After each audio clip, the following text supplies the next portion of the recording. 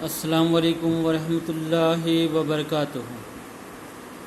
Good morning, students. Today we are going to discuss the last topic of the chapter, the limbs and the lymphatic system. On the first day of the explanation of this chapter, I have told you that our body fluids consist of three types of fluids. First one was blood, second one was tissue fluid, and the lymph. So lymph is nothing but a type of body fluid. The modified tissue fluid which flows through the lymphatic vessels is called lymph.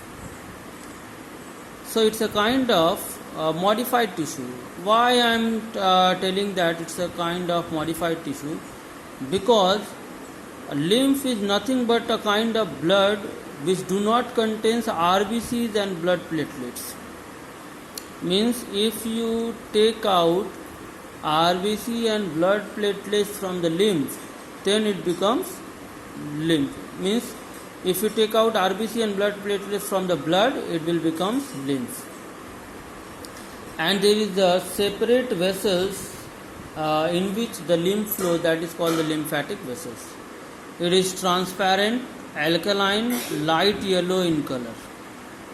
If we see the composition of the lymph contains 94% of water and remaining 6% consists of proteins, fats, carbohydrates, enzymes, antibodies and WBCs, mostly lymphocytes.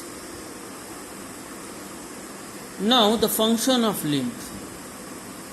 Lymph supply nutrition and oxygen to those parts where blood cannot reach. That is most important function of lymph. Means what?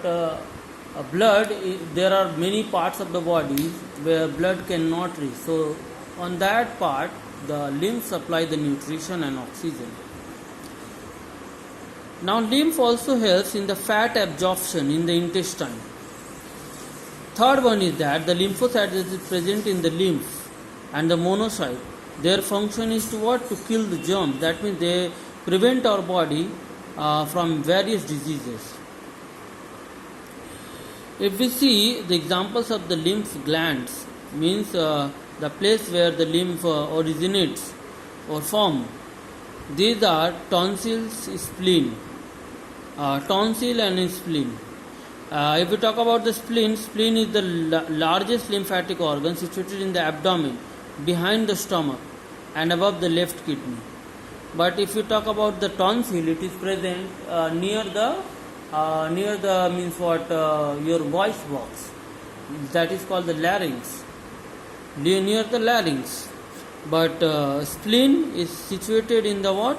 Abdomen, situated in the abdomen just above the left kidney and behind the stomach.